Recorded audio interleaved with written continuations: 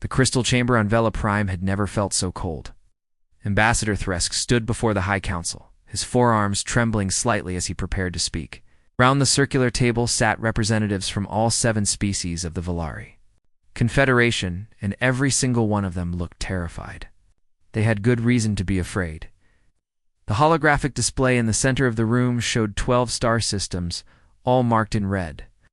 12 systems that had been home to billions of lives just 3 months ago.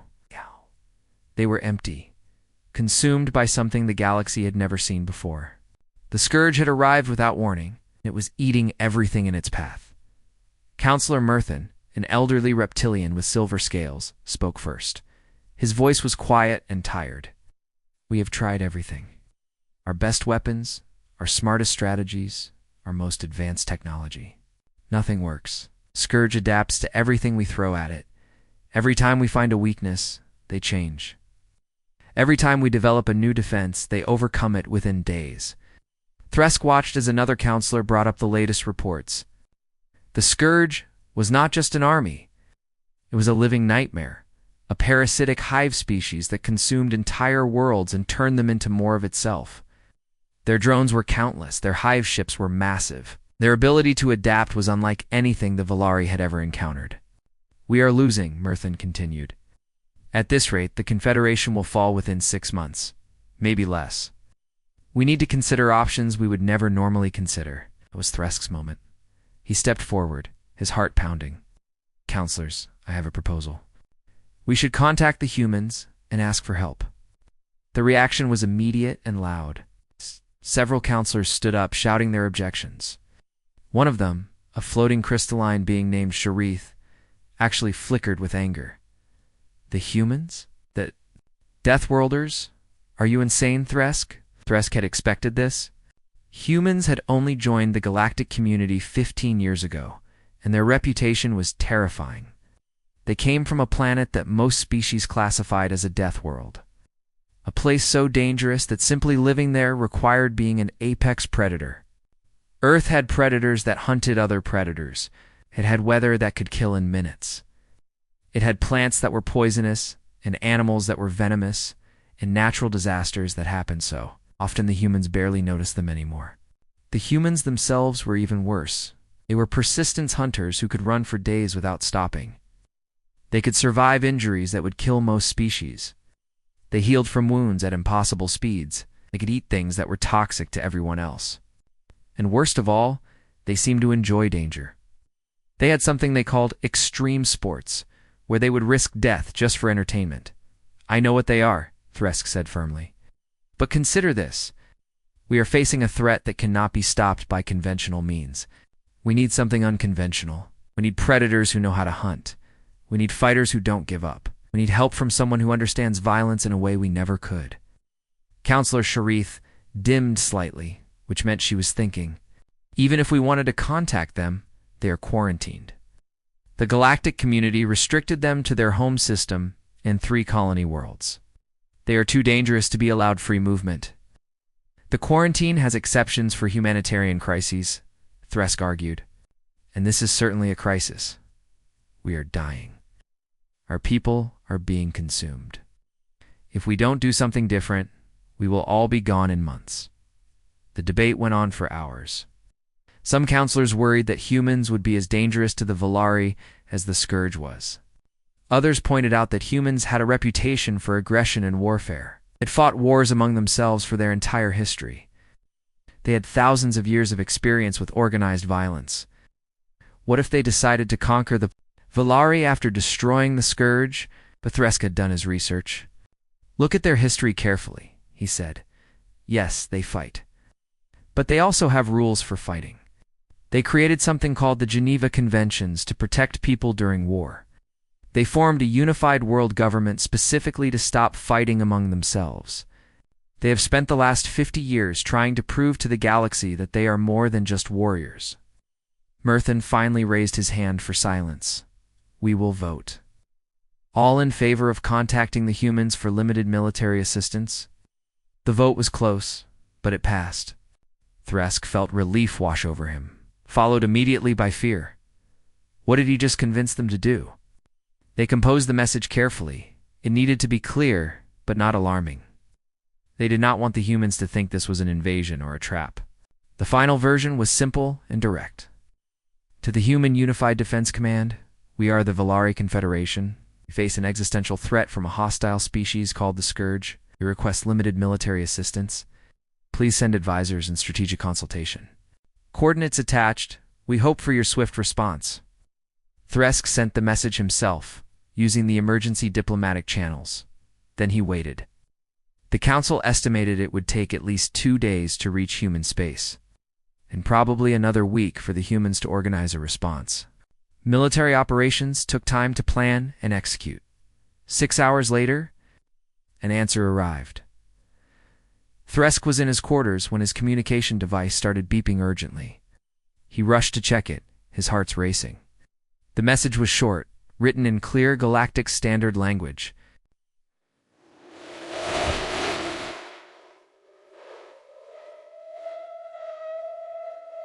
Help is on the way. Hold your positions. Estimated arrival in 3 days. 3rd Human Expeditionary Force, Admiral Chen commanding. 3 days. The humans were sending help in 3 days.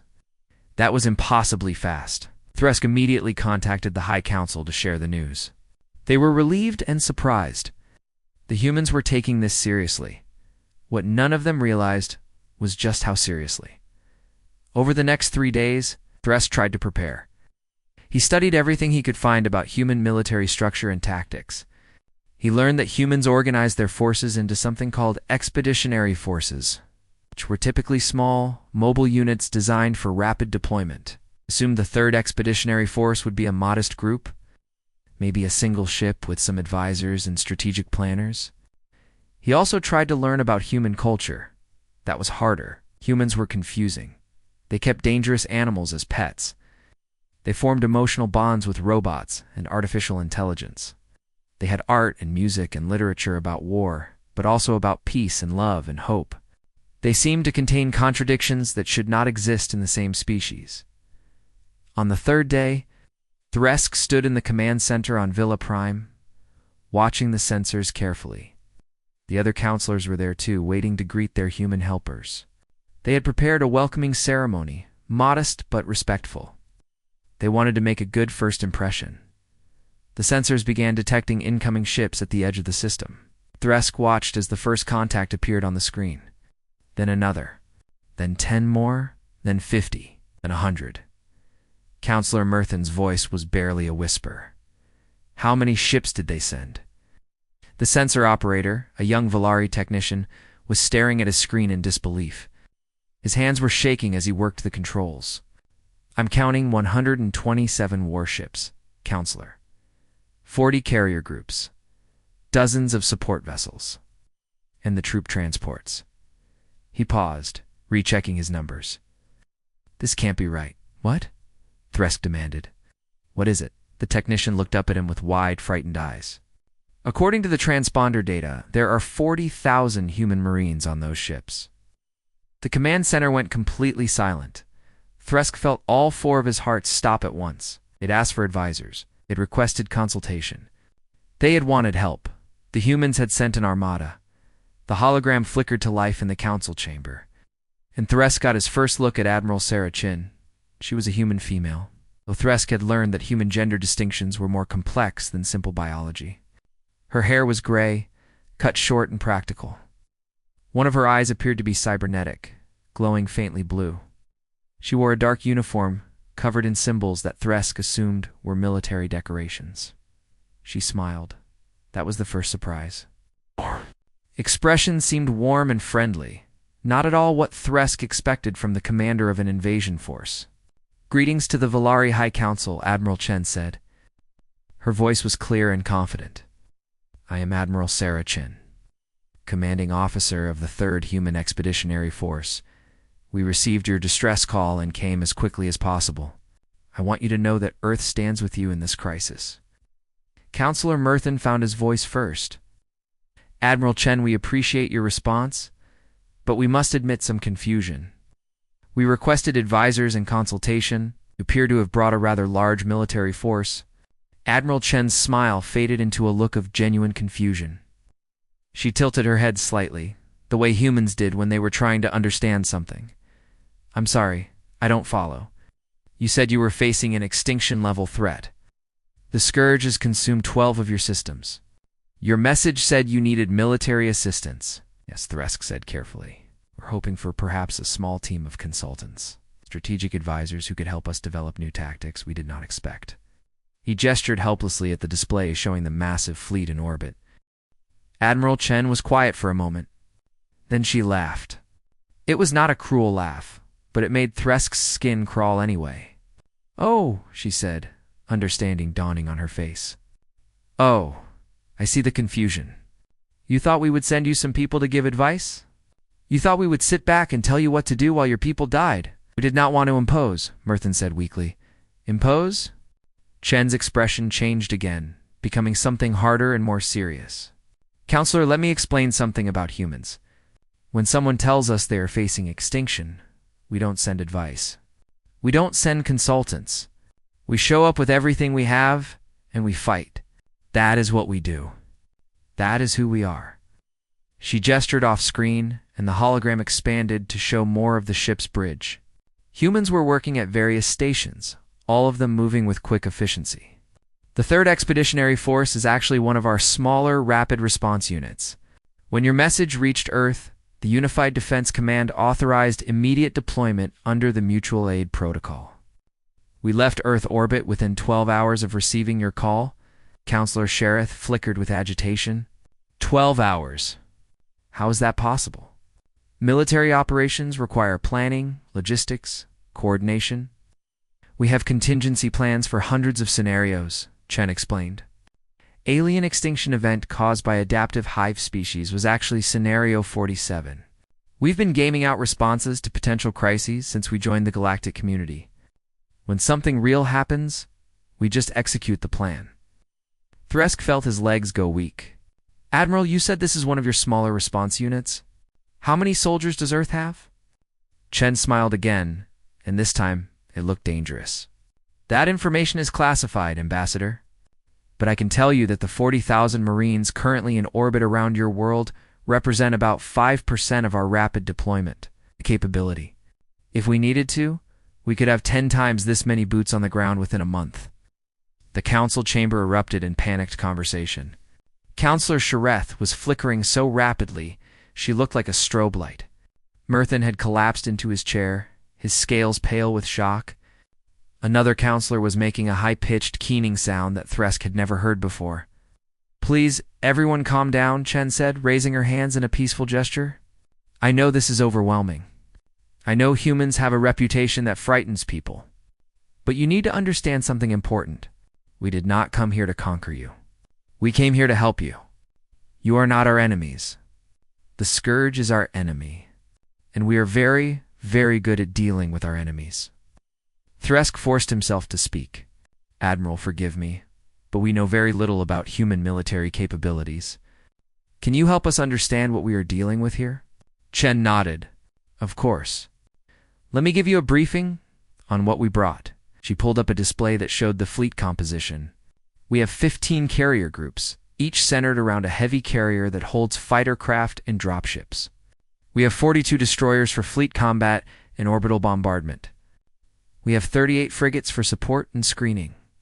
We have 27 assault ships carrying the marine divisions. The rest are support vessels, supply ships, medical frigates, and command ships. The numbers were staggering. Each ship represented firepower beyond anything the Volari possessed, and the humans had brought over 100 of them. As for personnel, Chen continued, we have 40,000 Marines trained in ground combat, shipboarding operations, and hostile environment warfare.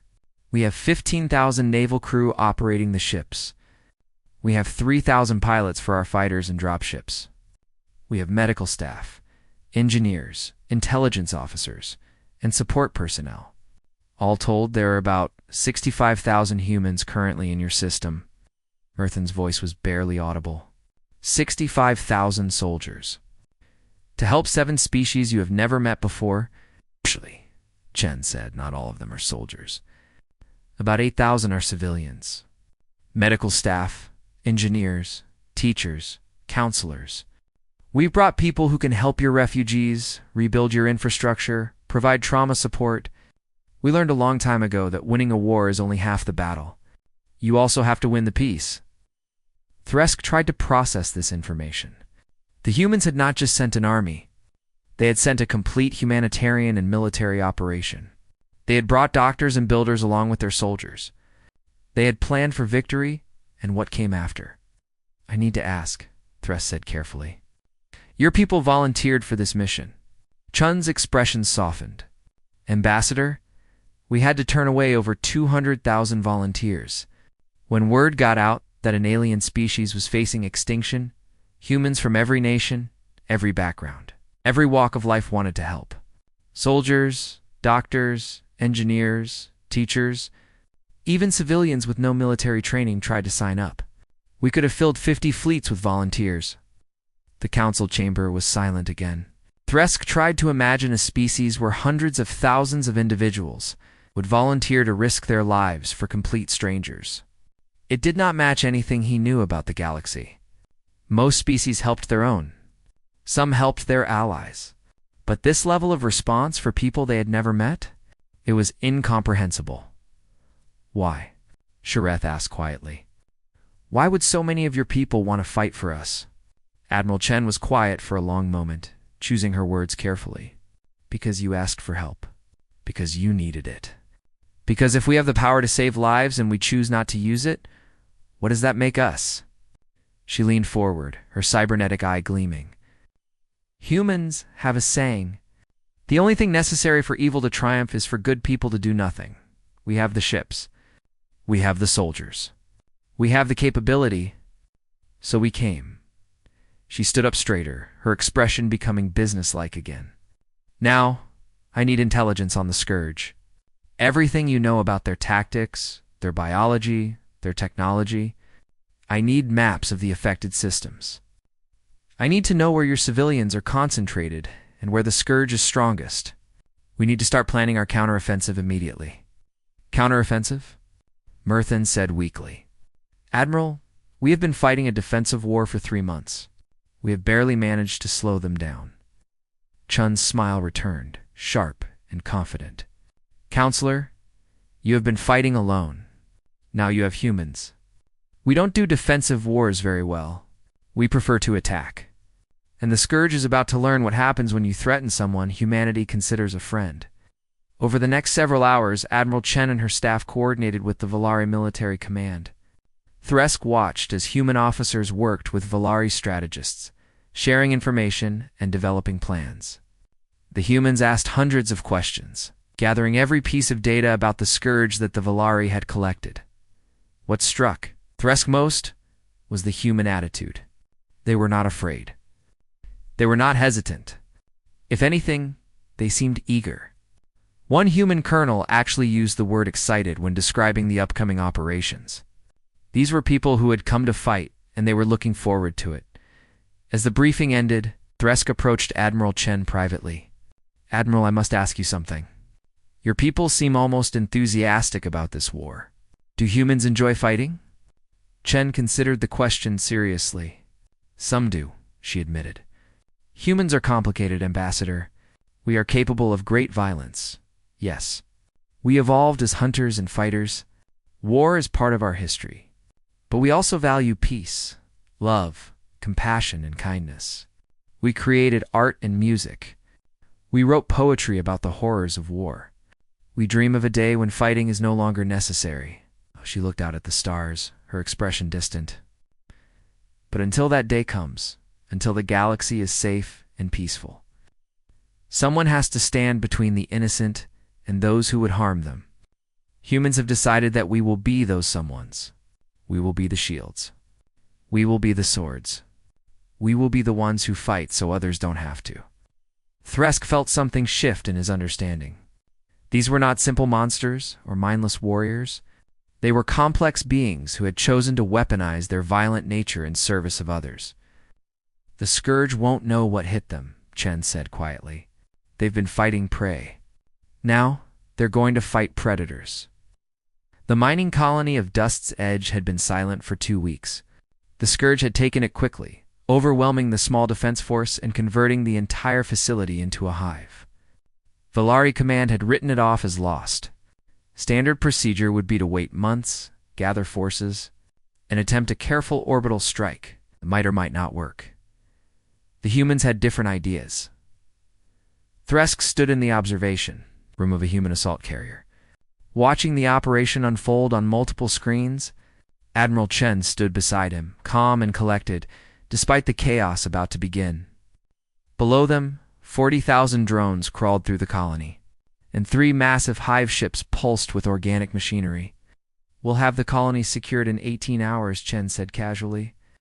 As if she were discussing the weather, Thresk stared at her. 18 hours? Admiral, the Scourge has fortified that position. They have overwhelming numbers. The Valari military estimated it would take 3 months to retake Dust's Edge, and that was before we knew they had hive ships there." Chen smiled that dangerous smile again. "Ambassador, you're thinking like prey. You're thinking about how to carefully pick away at a superior force while minimizing your own losses. Humans don't think that way. We think about how to hit so hard and so fast that the enemy never recovers." She pointed to one of the screens, which showed hundreds of drop pods launching from the assault ships. "Those pods are carrying our marine divisions. Each pod holds 10 soldiers in full combat armor. They will hit the surface at high speed, deploy immediately, and start clearing the colony section by section." "But the Scourge outnumbers them," Thresk protested. 40,000 drones against your forces." "Numbers aren't everything," Chen replied. "Watch." The drop pods hit the atmosphere, glowing red with heat from friction. Thresk had seen Valari orbital insertions before. They were careful and controlled, using thrusters to slow down gradually. The human pods did not slow down. They screamed through the air like meteors and hit the ground. With impacts that registered on seismic sensors, the pods burst open, and humans emerged. Thresk had seen humans before, of course. They looked similar to several other bipedal species, but these humans were different. They wore powered armor that made them look like walking tanks. Each suit was painted in various colors and patterns, covered in symbols and words that Thresk did not understand. The armor added bulk and height, making the humans look even more imposing, and then they started moving. Thresk watched in disbelief. Human marines sprinted across the colony at speeds that should not be possible. They were fast, impossibly fast. The armor must have weighed hundreds of pounds, but the humans moved like they were wearing nothing at all. They jumped over obstacles, crashed through walls, and charged straight into the Scourge positions. One screen showed a squad of Marines engaging a group of Scourge drones. The drones were dangerous creatures, each one the size of a large animal with razor-sharp claws and acidic spit. A single drone could kill an unarmored Velare in seconds. The humans did not seem concerned. They fought with weapons that spat fire and thunder. Bullets tore through drone flesh. Explosives sent body parts flying. One human swung a massive hammer that crushed 3 drones with a single blow. Another used some kind of energy weapon that melted through the Scourge's carapace armor like it was nothing. But what shocked Thresk most was the sound. The humans were making noise. They were shouting, yelling, calling out to each other. Some were laughing, actually laughing while fighting for their lives. "Contact left," one human bellowed. 12 drones coming through the maintenance tunnel. "I got M." Another responded, and Thresk watched as that Marine fired some kind of rocket that collapsed the tunnel entrance, burying the drones under tons of rubble. "Nice shot, Rodriguez." "Thanks, Sarge. These bugs ain't so tough." Admiral Chen noticed Thresk's expression. "You look disturbed, Ambassador." "They're enjoying this," Thresk said quietly. "Your people are enjoying combat." Chen nodded. "Some of them are. Humans are complicated. We're capable of feeling joy in almost any situation, even dangerous ones. It's how we evolved. Our ancestors had to stay calm and focused while hunting prey that could kill them. Fear is a tool, not a prison. These Marines are trained to manage their fear and focus on the mission." One screen showed a human sergeant named Marcus Rodriguez leading his squad through a collapsed section of the colony. They moved with practiced efficiency, covering angles and checking corners. Then Rodriguez's motion tracker started beeping. Scourge drones were coming from multiple directions. Ambush. Rodriguez shouted. Everyone back to back, defensive circle. The humans formed a tight formation, their weapons pointing outward in all directions. Drones poured from the shadows, dozens of them, far more than the squad should have been able to handle. The fight was brutal and close. Claws scraped against armor. Acid spit hissed and steamed. The humans fired their weapons until the barrels glowed red with heat, and then Thresk saw something that changed everything he thought he knew about humans. One of Rodriguez's squad mates went down, his armor breached by a lucky drone strike. The Marine was wounded but alive, calling for help. Rodriguez did not hesitate. He grabbed the wounded soldier, threw him over his shoulder, and started running. Not toward safety, toward the hive ship. Rodriguez, what are you doing? Someone shouted over the radio. Patterson's tracker shows movement inside the hive. They took someone. That's suicide, man. Rodriguez did not stop.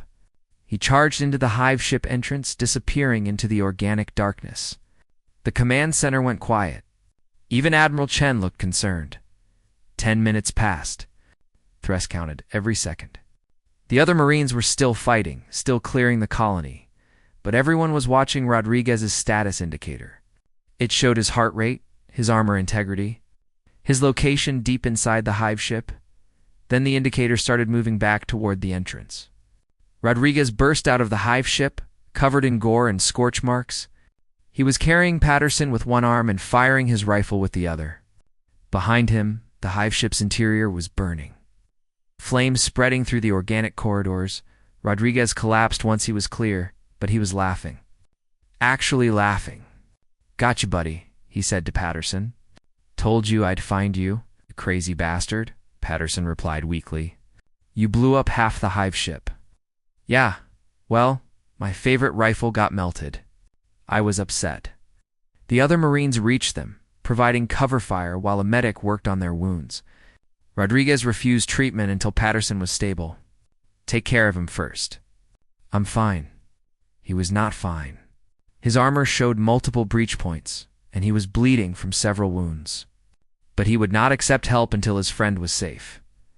Thresk turned to Admiral Chen with tears in his eyes. He did not even know humans could make him cry. He went back for his friend. He charged into a hive ship alone because one person was in danger. That's what humans do, Chen said softly. We don't leave people behind, ever. It's not about logic or tactics. It's about who we are. The battle continued through the day and into the night. The humans fought with relentless determination, pushing the Scourge back meter by meter. They adapted to the Scourge's tactics with frightening speed. When the drones tried to flank them, the humans set traps. When the hive ships deployed new types of creatures, the humans changed their weapons and ammunition. Thresk watched it all from the command center, unable to look away. He saw human Marines protecting Valari civilians who had been hiding in the colony's deep shelters. He saw human medics treating wounded Valari colonists before treating their own injured soldiers. He saw humans sharing their rations with hungry children, even though those rations were specifically formulated for human biology and probably tasted terrible to Valari. One scene stuck in his mind. A little Valari girl, maybe 6 years old in human terms, had been trapped in a collapsed building. A human Marine named Sarah Kim spent 3 hours carefully digging through the rubble, moving each piece slowly and carefully to avoid causing further collapse. When she finally pulled the girl free, the child was terrified. Crying and calling for her parents, Kim removed her helmet, showing her human face. She was young, probably in her 20s, with dark hair and kind eyes. She spoke in broken Valar, clearly having used translation software to learn basic phrases. Safe now. You safe. Find parents. We find the little girl clung to Kim like she was her mother. Kim carried her all the way to the civilian shelter, refusing to put her down even when combat situations required her to move quickly. She found the girl's parents and reunited them. And only then did she put her helmet back on and returned to fighting. 18 hours after the first drop pods hit the ground, Admiral Chen sent a message to Valari Command. Dust's Edge is secure. The colony is ours. 0 civilian casualties. To human fatalities. Requesting support for rebuilding operations. To human fatalities. Thresk had to read the message 3 times to believe it. 2 soldiers had died, retaking an entire colony from the Scourge. The Valari had expected to lose thousands. That evening, the humans held a memorial service for their fallen. Every Marine who could attend was there, standing in formation in a cleared section of the colony. The 2 dead soldiers were honored with speeches, songs, and a final roll call where their names were spoken one last time. Thresk attended the service. He watched as these dangerous, violent warriors cried openly for their friends. He heard them share stories about the dead, laughing at memories, while tears ran down their faces. He saw them place the bodies carefully in stasis chambers for return to Earth. Treating their dead with reverence and love, Admiral Chen stood beside him again. "The Scourge adapts to tactics and weapons," she said quietly, "but they can't adapt to this. They can't adapt to humans who refuse to give up. They can't adapt to soldiers who will charge into a hive ship alone to save a friend. They can't adapt to people who grieve their dead and then keep fighting anyway." Thresk looked at her with new understanding. "You're not just soldiers. You're something else. Something the galaxy hasn't seen before." Chen smiled sadly. "We're humans, Ambassador. We love hard, and we fight hard. We cry for our friends, and we laugh at danger. We're messy and complicated and contradictory. But when someone needs help, we show up. Always." As the memorial service ended, Thresk watched the humans return to work. Some went back to patrol duty. Others helped with repairs. Still others set up food distribution for the colonists. They moved from mourning to action without hesitation. Carrying their grief but not letting it stop them, the Scourge had been fighting prey for 3 months. Now, they were fighting predators who refused to be prey. And Thresk realized that the Scourge had made a terrible mistake by existing in a galaxy where humans could reach them. 2 months into the campaign, Thresk finally understood what made humans so terrifying. It was not their weapons or their armor or their tactics. It was their hearts. He stood in a temporary refugee camp on the outskirts of what used to be the city of Crystal Bay. The city had been a cultural center for the Valari, home to museums and libraries and schools. Now it was a war zone. The Scourge hive ships dug into the ground like cancerous growths and drones patrolling the ruins. The humans had pushed the Scourge back system by system, colony by colony, city by city.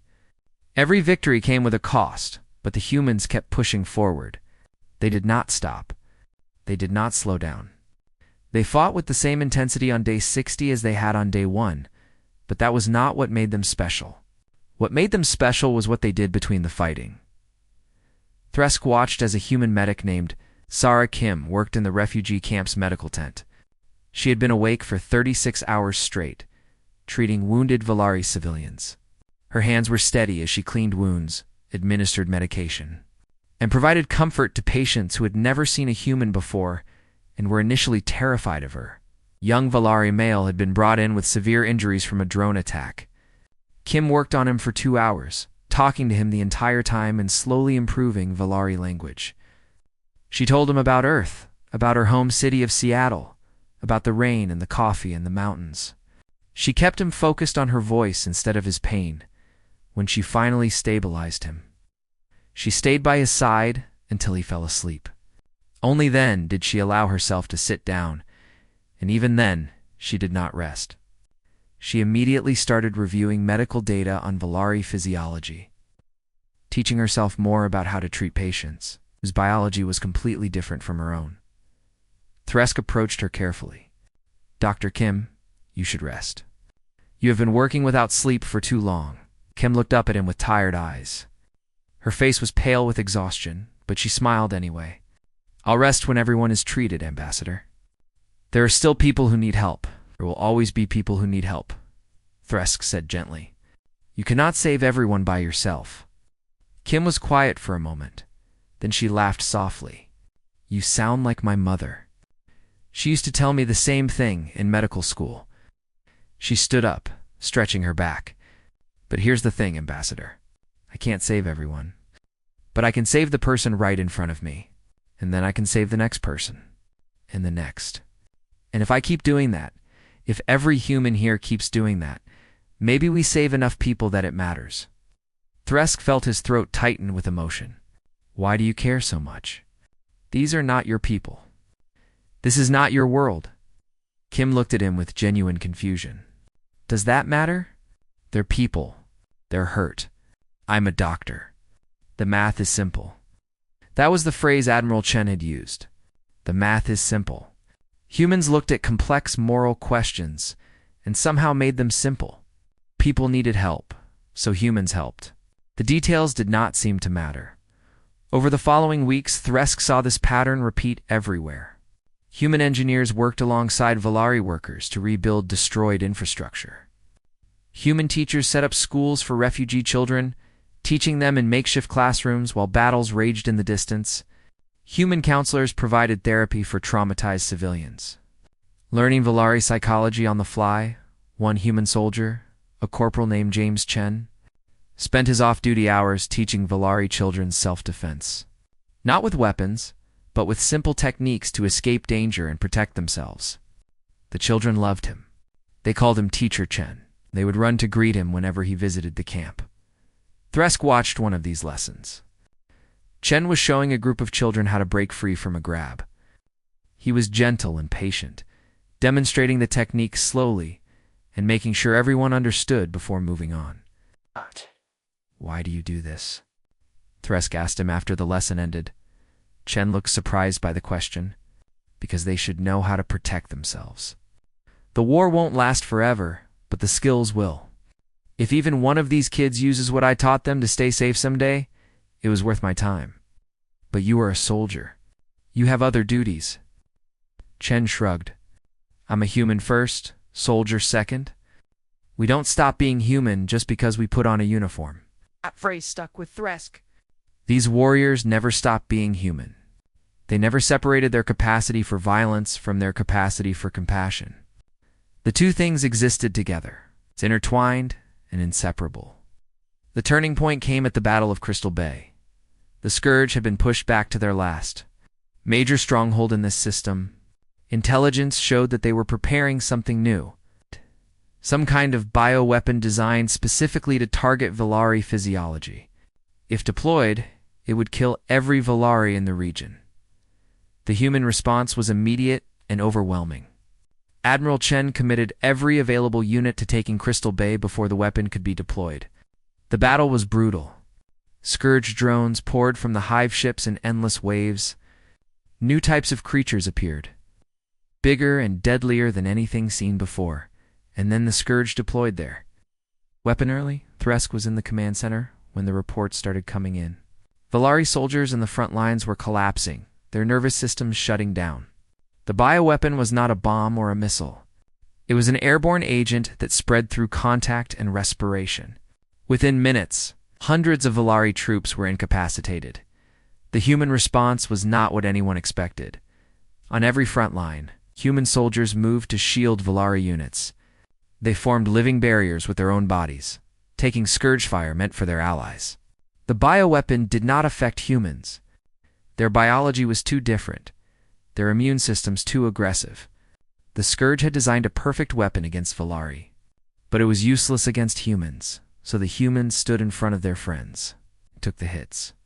Thresk watched on the screens as Corporal Rodriguez, the same soldier who had charged into a hive ship alone weeks ago, pulled 3 unconscious Valari troops to safety while drones fired at him. His armor took dozens of hits. Alarms blared as systems failed. But Rodriguez did not stop moving until all 3 Valari were behind cover. He shouted into his radio. I got 3 fish people down. Need immediate evac. His fish people. That was what Rodriguez called them. The Valari he protected. The friends he had made during weeks of fighting side by side. Across the battlefield, human Marines were making the same choice. Stand and protect even when it meant taking fire meant for someone else. even when it meant risking their own lives for soldiers from a species they had never met before this war. Sarah Kim was in the thick of it, running between fallen Valari soldiers and administering emergency treatment. She had no combat armor, just medical gear and determination. Drones spotted her and opened fire. A human private named Jackson threw himself in front of her, his armor taking the hits that would have killed her. "Stay down, Doc," Jackson shouted. "We got you covered." Kim did not stay down. She kept working, kept treating wounded soldiers while humans formed a protective circle around her. She saved 17 Valari lives that day while bullets and acid flew overhead. The battle raged for 6 more hours. The humans pushed forward meter by bloody meter, fighting through scourge positions with terrible determination. They cleared the hive ships one by one, burning out the organic structures and destroying the bioweapon production facilities. When Crystal Bay finally fell, the cost was clear. 23 humans dead, 47 seriously wounded, but 0 Valari fatalities. The humans had taken every hit, every injury, every death meant for their allies. That night, Thresk found Admiral Chen in her office. She was writing letters to the families of the dead, personal messages to tell them how their loved ones had died. It was a task she insisted on doing herself, no matter how painful. "Why?" Thresk asked simply. "Why do your people sacrifice themselves for us? We are strangers. We are not even from the same world. What do you gain from this?" Chen looked up from her writing. Her cybernetic eye reflected the dim light. "What do we gain?" She seemed to consider the question carefully. "We gain the knowledge that we did the right thing. We gain the knowledge that when someone asked for help, we answered. We gain the knowledge that we are not just weapons, but protectors." She stood up and walked to the window, looking out at the stars. "Ambassador, humans have a long history of fighting each other. Wars, conflicts, genocides. We have done terrible things to our own kind. But we learned. We grew. We decided that we could be better." "How?" Thresk asked. "How did you become this?" Chen smiled sadly. "By choosing to be this every single day. Every human out there could choose to be selfish, to protect only themselves, to value only their own lives. But they choose to care about others. They choose to risk themselves for strangers. They choose to be kind in the middle of horrible violence." She turned back to face him. "Do you know what Rodriguez said when the medics pulled him out of his damaged armor? He asked if his fish people were okay. He took 3 direct hits that could have killed him. His armor was basically scrap metal, and his first concern was whether he had saved the Valari soldiers. That is who we are." Thresk felt tears on his face again. "I thought humans were dangerous because you were good at killing. I was wrong. You are dangerous because you are good at loving." Chen nodded. "Those 2 things are connected, Ambassador. We fight so hard because we care so much. We are willing to kill to protect what we love. And apparently, we have decided that we love you too. You and your people. You asked for help, and in asking you became our friends. And humans protect their friends." She returned to her desk and picked up another letter. "Now, if you will excuse me, I have to tell a mother in Beijing that her son died protecting people he had never met before. I have to make her understand that his death mattered, that he was a hero." Thresk left her alone with her grief and her duty. He walked through the ship's corridors, seeing humans everywhere. Some were resting between shifts. Some were working on equipment. Some were eating meals together, laughing and sharing stories. They were not monsters. They were not simple warriors. They were complex, contradictory, impossible beings who could kill with one hand and heal with the other. They were humans, and they had chosen to be friends to the Valari. Thresk realized that the galaxy had been wrong about humans. They were not dangerous because they were violent. They were dangerous because once they decided you were worth protecting, they would never stop fighting for you. They would take bullets for you. They would charge into hell for you. They would die for you, and all you had to do was ask for help. For months after the first human ships arrived in Valari space, the war was over. Not completely finished, there would be cleanup operations for years. Hunting down scattered scourge remnants across dozens of systems, But the hive structure was broken. The threat was contained. The Valari Confederation would survive. Thresk stood on the steps of the Grand Hall on Vela Prime. Watching the preparations for the farewell ceremony, the human fleet was preparing to depart. Their mission was complete. It was time for them to go home. The plaza in front of the Grand Hall was filled with Valari. From all 7 species of the Confederation, thousands had come to say goodbye. Children held signs with messages written in both Valari and human languages. Families had brought gifts and food. Musicians were playing traditional songs, singing Valari melodies with human rhythms. They had learned over the past months. The High Council had prepared an elaborate ceremony. There were medals to award, speeches to give, and territories to offer. The humans had saved the Valari Confederation, and the Council wanted to give them something meaningful in return. Admiral Chen arrived with her senior staff.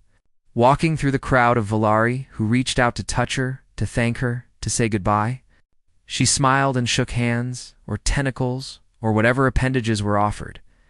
Her officers did the same, moving slowly through the crowd and accepting the gratitude of the people they had fought to protect. Thresk noticed that many of the humans looked sad. Some had tears in their eyes. They were leaving behind friends, people they had fought beside and bled for. Corporal Rodriguez was surrounded by Valari children, the same ones teacher Chin had taught self-defense to. They were crying and hugging him, begging him not to go. "I have to go home, little ones," Rodriguez said gently, in carefully practiced Valari. "But I will never forget you. You are brave. You are strong. You will rebuild your world and make it beautiful again." One little Valari girl, the same one Sarah Kim had rescued from the rubble at Dust's Edge, clung to Rodriguez's leg. "You are my hero," she said in simple human English.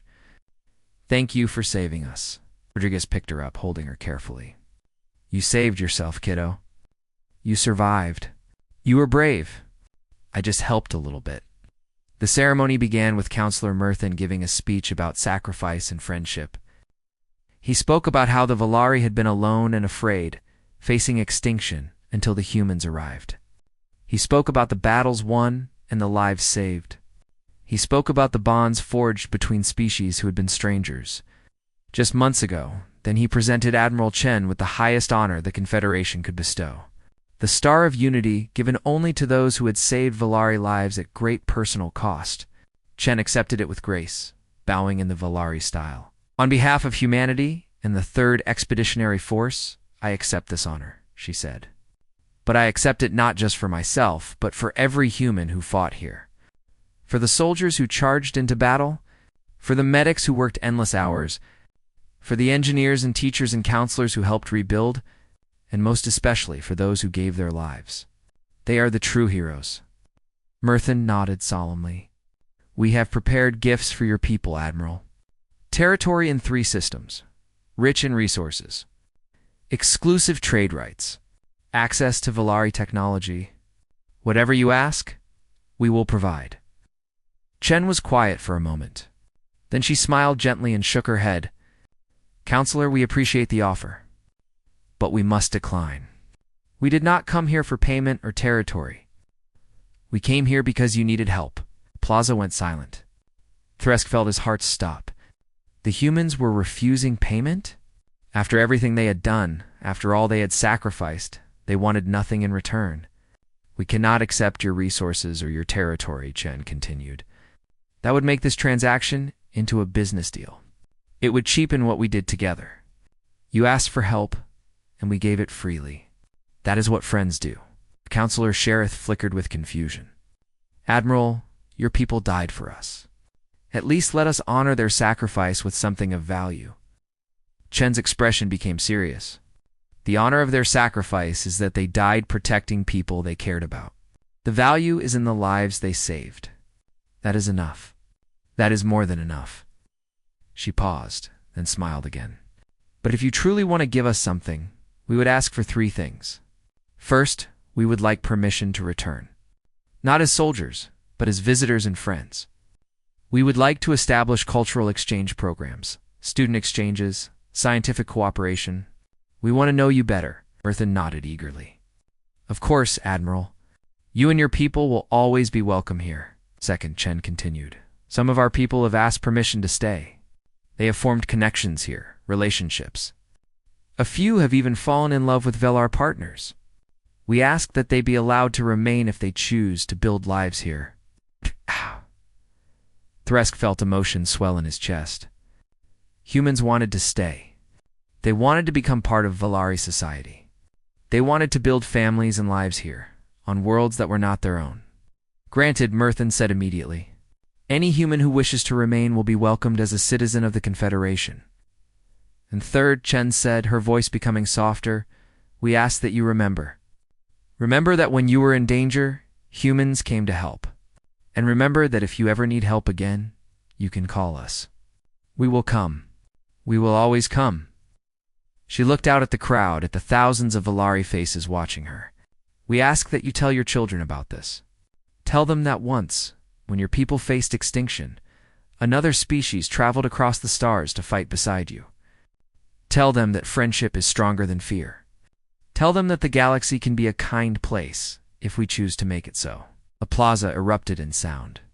Velari voices rose in a traditional song of gratitude, a melody that had been sung for thousands of years when great debts were owed. The humans stood quietly, listening, many of them crying openly. Thresk made his way through the crowd to stand beside Admiral Chen. You are remarkable people, he said quietly. I spent my life thinking humans were dangerous monsters. I was right about the dangerous part, but I was wrong about everything else. Chen looked at him with that kind expression he had come to recognize. We are dangerous, Ambassador. Never forget that. We are predators and warriors. We are capable of terrible violence, but we are also capable of terrible kindness. We choose which side of our nature to show based on what the situation needs. The Scourge saw your violence, Thresk said. We saw your kindness. You saw both, Chen corrected gently. You saw us fight like demons and cry for our dead. You saw us charge into danger and hold your children. You saw all of us, the good and the bad, and the complicated. That is the gift you gave us, Ambassador. You let us prove that we are more than weapons. You let us be heroes. She turned to look at her fleet, visible as bright points of light in the sky above. We should go. We have been away from Earth for months. Our families miss us, but we will come back. I promise you that. The farewell took hours. Every human had to say goodbye to Valari friends they had made. Sarah Kim was surrounded by patients she had treated, people who credited her with saving their lives. She hugged each one, promising to return soon for a visit. Corporal Rodriguez finally had to be pulled away from the children, who had adopted him as their unofficial uncle. He gave them each a small gift, human coins from Earth, that he told them to keep as good luck charms. Be good, he told them. Study hard. Make your world better. And if anyone tries to hurt you, remember what Teacher Chen taught you. You are strong. You can protect yourselves. As the humans boarded their transport ships, Thresk stood with Murthan and the rest of the High Council, watching them go. The massive fleet began to move. Dozens of ships lifting away from Vila Prime and heading for the system's edge where they would jump to faster than light travel. We called for help, Murthan said softly. We expected advisors. We got an army. We got doctors and teachers. We got friends who bled for us. We got humans. Thresk nodded. We got lucky. The galaxy is full of species that would have ignored our call, or species that would have conquered us after defeating the Scourge. But we called the one species that would fight for us and ask for nothing in return. What do we do now? Sharith asked. Thresk smiled. We rebuild, heal. We remember. And we wait for our friends to visit? He pulled out his datapad and began composing a message to update the Valari databases. The old entry on humans had been full of warnings and fears. It had called them dangerous Deathworlders and recommended quarantine and caution. Thresk deleted all of that. In its place, he wrote something new. Humans are a Deathworlder species from the planet Earth. They possess remarkable physical capabilities, advanced military technology, and a complex culture. They are known for fierce loyalty to allies and willingness to sacrifice for others. They respond to requests for help with overwhelming force and compassion. They can be frightening in appearance and manner, but this should not be mistaken for hostility. They form deep emotional bonds quickly. They are highly protective of those they consider friends. Recommended approach is to treat them with respect and honesty. If assistance is needed, humans are reliable allies. Warning: bring extra food to any diplomatic meeting, as humans have large appetites and enjoy sharing meals. Note: if humans refer to you with nicknames like Fish People or Buddy, this indicates affection, not disrespect. He paused, then added one final note in the personal comments section. For months ago, I was terrified of humans. I thought they would be brutal conquerors or mindless weapons. I was wrong. Humans are dangerous, yes, but they are dangerous in the same way a parent is dangerous when protecting their child. They are fierce because they care deeply. They fight because they love strongly. They cry for their dead and laugh at danger and somehow make the impossible look easy. If I could choose any species in the galaxy to have as friends, I would choose humans. Without hesitation, without doubt, I would choose the ones who came when we called. I would choose the ones who gave everything and asked for nothing. I would choose the humans every time.